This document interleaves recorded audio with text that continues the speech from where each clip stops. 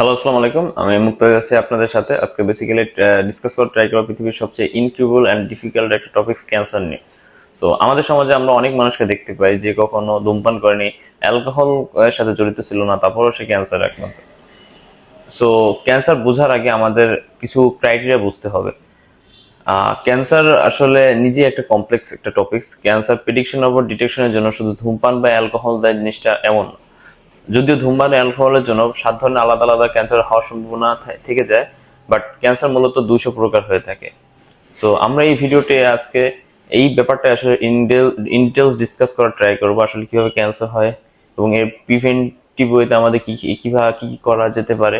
এই ব্যাপারটাও পুরো ভিডিওতে আমরা ডিসকাস করার ট্রাই করবো। ক্যান্সার টপিকসটা আমাদের বোঝার আগে আমাদের প্রথমে বুঝতে হবে স্টেম সেলস সম্পর্কে। স্টেম সেলসের কিছু ডিফারেন্ট বৈশিষ্ট্য আছে, যেমন স্টেম সেলস নিজেকে রিপ্লিকেট করতে পারে, স্টেম সেল নিজেকে আলাদা আলাদা সেলে পরিবর্তন করতে পারে। যেমন স্টেম সেলস থেকে মাসল সেলস হয়, স্টেম সেলস থেকে স্কিন সেলস হয়, স্টেম সেলস থেকে ব্লাড সেলস তৈরি হয়। স্টেম সেলস টিস্যু রিপেয়ার করতে সাহায্য করে এবং ব্লাড ক্যান্সার এবং ব্লাড ডিসঅর্ডারের জন্য স্টেম সেলস খুবই গুরুত্বপূর্ণ একটা ভূমিকা পালন করে।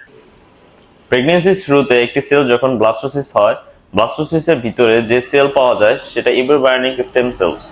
এটা এমন ধরনের সেল হয় যেটা যে কোনো ধরনের সেলে রূপান্তর হতে পারে।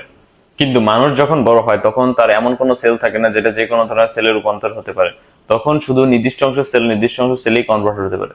যেমন মস্তিষ্কের সেল নার্ভ সেলফে রূপান্তর হয়, লিভারের সেল জাস্ট লিভার সেলে রূপান্তরিত হয়, skin cell just skin cell evolve হয়। আমাদের শরীরে প্রায় 400 আলাদা প্রকার সেল থাকে: blood cells, nerve cells, fat cells. একজন ছোট শিশুর প্রায় 17 ট্রিলিয়ন সেলস হয়, এভারেজ ফিমেলের প্রায় 28 ট্রিলিয়ন সেলস হয় এবং একজন এভারেজ মেলের 36 ট্রিলিয়ন সেলস হয়ে থাকে। কিন্তু যদি এমন হয় যে জিনগুলো সেলকে সুস্থ রাখার জন্য কাজ করে সেইগুলাই নষ্ট হয়ে যায়, হ্যাঁ, এমন পর্যায়ে আমরা মূলত ক্যান্সার বলে থাকি। মিউটেশনের কারণে কোনো সেল এর জীবন নষ্ট হয়ে যায় এবং আনকন্ট্রোল ওয়েতে সেলগুলো গ্রো করতে থাকে। ক্যান্সার সেল শুধু যে নিজে এফেক্টেড হয় জিনিসটা আসলে এমন না, এটা সুস্থ সেলকে এফেক্টেড করতে পারে। এই মিউটেশন প্রিভেন্ট করার জন্য কিছু জিন আমাদের শরীরে থাকে, যার মধ্যে P53 অন্যতম।